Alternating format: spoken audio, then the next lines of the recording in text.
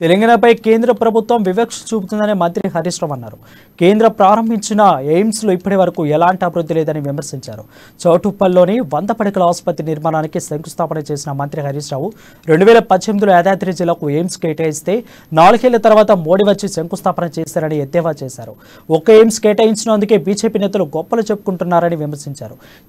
చేతలు తక్కువ ప్రచారం ఎక్కువ అన్నట్లుగా బీజేపీ పరిస్థితి ఉందని మంత్రి అన్నారు. ఈరోజు ఆనాడు మొత్తం రాష్ట్రంలో 3 డయాలసిస్ సెంటర్లు ఉంటే ఇలా 102 డయాలసిస్ సెంటర్లు తెలంగాణలో ఏర్పాటు చేసినాం. ఇదే చౌటుప్పల్లో పెట్టినాం, మన ఆలేరులో పెట్టినాం, భువనగిరిలో డయాలసిస్ సేవలు పెట్టినాం. ప్రతి నియోజకవర్గంలో కూడా ఇలా డయాలసిస్ సేవలు పెట్టి పేదలకు ఉచితంగా డయాలసిస్ సేవలు అందిస్తున్నాం. అంతేకాదు ఇలా గౌరవ ముఖ్యమంత్రి గారు డయాలసిస్ సేవలతో పాటు ఆ కిడ్నీ పేషెంట్స్ కు ఉచిత బస్ పాస్ ఇవ్వడం జరుగుతా ఉంది. ఉచితంగా ప్రతి నెల ఆసరా పెన్షన్ కూడా ఇచ్చేటువంటి కార్యక్రమాన్ని ఇవాళ మన ప్రభుత్వం తీసుకోవడం జరిగింది. ప్రతి నియోజకవర్గంలో కూడా అద్భుతంగా ఇవాళ సేవలు అందిస్తున్నది మన తెలంగాణ ప్రభుత్వం. అంటే గత పాలకుల నిర్లక్ష్యాన్ని ఇలా మనం మొత్తం కూడా ఛేదిస్తూ ప్రతి నియోజకవర్గంలో కూడా ఉత్తమ వైద్య సేవలు పేదలకు అందుబాటులో తెచ్చాం. అంతేకాదు గతంలో ఈ ఫ్లోరైడ్ ఉన్నటువంటి ఈ